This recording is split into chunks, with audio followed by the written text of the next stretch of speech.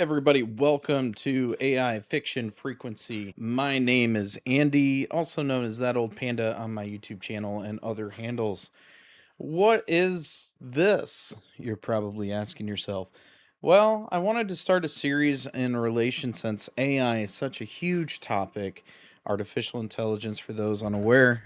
I mean, it's all over the place now. To touch on different sort of fiction pieces that are some good lessons, references, and also different things that we can learn from history and the works of AI and kind of historical pitfalls and maybe some of the fiction written works and references and things that can help folks as they use AI in their world today.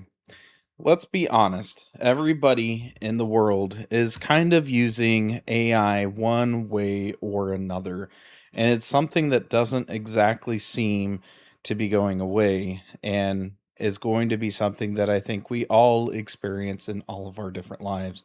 So, why don't we talk about kind of the different things that we can learn from it, kind of the things that we could take with us and make sure that as we are using AI and all the different references, the most responsible and best way possible.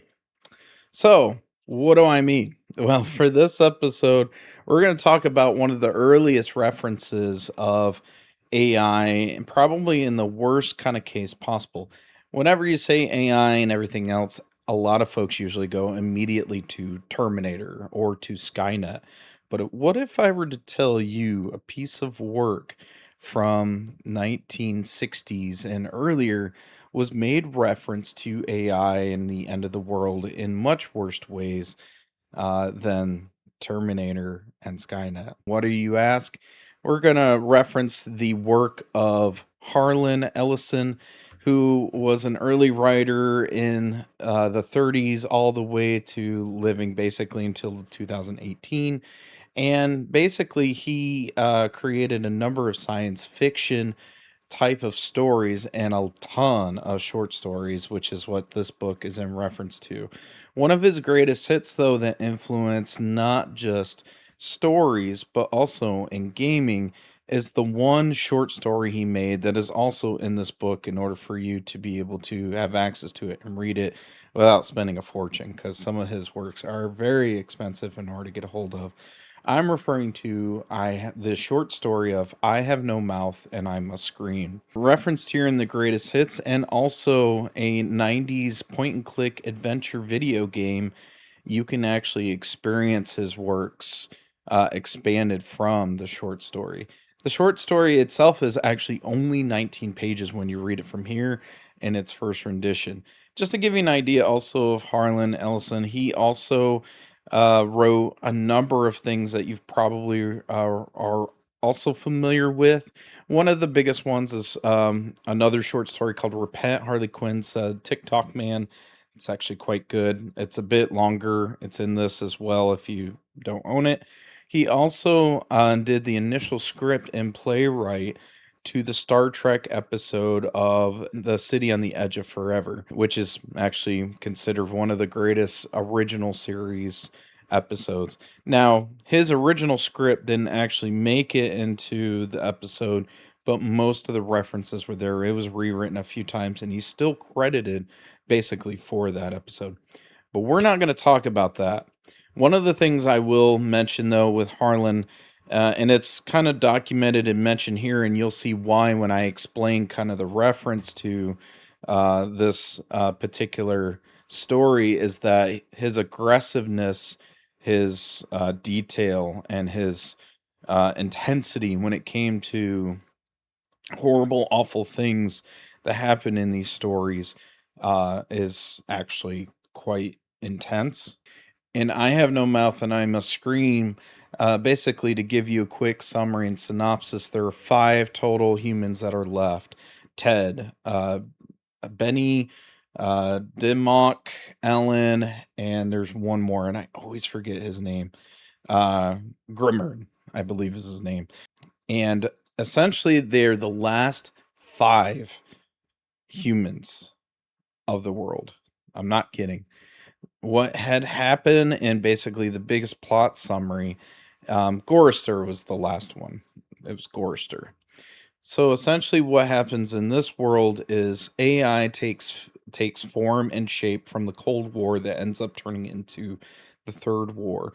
All the different countries, or at least few big ones, start creating their own version of AI. Also coined the term as AIM. It was supposed to be Allied Master Computer, but it also has many names that isn't fully solidified in the story. There's a Russian one, American one, Chinese, I think two more that are also in reference to this.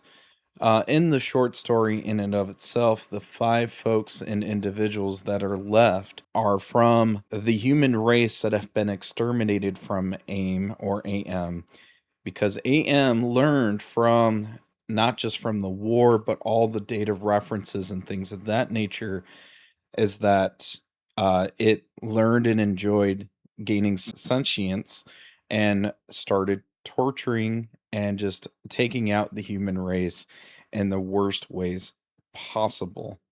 And essentially, as the world kind of moved on, AIM turns into very hateful artificial consciousness that brings the humanity basically to extinction. And in this short story, there's only five of those characters left. Now, essentially, what AIM ends up doing is basically putting them through a series of different tasks and challenges that actually is for his entertainment. Like this sentient being who becomes also an adaptive manipulator, an aggressive menace, is a few of the other names that they like to call him, puts them on different kind of tasks, from trying to survive from, horrible type of weather effects, different type of beings and animals, as well as starvation and a few other ways that AM is able to provide its wrath on these folks, because it grows a huge, massive hate and explains in the story of how much he hates it, to the point where it starts talking about the little molecules of wafers and the millions upon millions of these wafers that make it up that don't even come close to the amount of hate that he has. In this world at this time, they're all underground as they're trying to go through these challenges. They're living past the times that humans should be in their hundreds.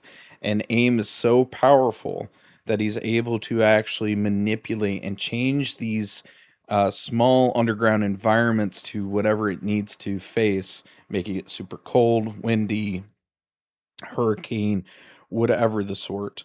And in this particular story, essentially it goes from point A to point B of these five individuals trying to just get cans of food because they're dealing from starvation, from AIM actually preventing them from not only just dying, but also preventing them from eating or getting access to food. And if they do, it's one of the worst things possible, like sludge, insects, could be terrible type of raindrops that are just horrible. Now, AIM does have limitations, and one of the things that irritates him and causes that irritation and continue to fuel it is that he's not God. So, with these individuals, as they try to go through the story, they know that if they're able to take themselves out, from his grasp, then the torture can end. Ultimately, in the end of this particular short story, which I encourage you, it's actually quite good. It's very descriptive, it's very grotesque, and it's very, very horrible. It's awful. It's the worst. Four of the victims, other than Ted, who is the narrator of the story, is able to take themselves out through different means of icicles, of trying to get a hold of the last bit of cans, to the point where literally AIM or AM provides the cans but doesn't even provide a method of breaking open the cans for them to consume, to eat the food to cure their starvation. That's how menacing this artificial intelligence is. And again, this was written very, very early on into the early 1960s. I'll put probably some of the references there, but you can get a hold of this book on Amazon. It's his greatest hits that he has in there. And ultimately, that's the end of it, where four of them takes out, and AIM only has one more person left, which is Ted, and he essentially keeps him alive as long as possible years. They don't even talk about how many years afterwards, with constant torture, where he literally is just a gobbledygook. And he even has orifices where his eyes used to be, but it's just fog. And literally, he has no mouth, and it ends with I having no mouth and I must scream, because Ted knows that he was able to take those people away from him to increase his anger, Aim's anger, but he takes it out on the last human standing in the short film. The game itself is actually pretty good as well. Fortunately, I don't have a physical copy. That's expensive to get a hold of. There is digital copies available on GOG, Steam, and other places. But with that particular point and click adventure, you can even get it on mobile. It's actually quite good. Again, very grotesque. It has the five folks and individuals. It expands on the story and even has Harlan Ellison's voice as AIM, basically kind of voicing the artificial intelligence. That one expands a little further, kind of changes the story a bit, so it's more of a what if, where at the end, the five humans actually find out that there's actually a colony of humans, about 700 or so, that are on the moon and cryogenically frozen. And of course, AIM and the other artificial intelligence find out, and there's multiple endings that you can do. Most of them end up exactly that, but the best ending that you can do is actually destroy the different AIs. And in doing so, the individuals become part of the machinery, protecting and terraforming the earth, because the earth is so badly damaged that they have to live within the machinery or underground until it's terraformed, and so they can bring the humans back from the moon and repopulate everything. Of course, in most of those endings, though, the AI finds out, they go torture them, and the rest of the five humans die. But anyway, that's besides the point. My point is that one of the things that kind of comes up as a constant discussion when it comes to artificial intelligence is that most folks believe, and it's very true, we can, that artificial intelligence can be humanified, and given kind of right the personality, and given the safeguards that protect us from doing harm to us.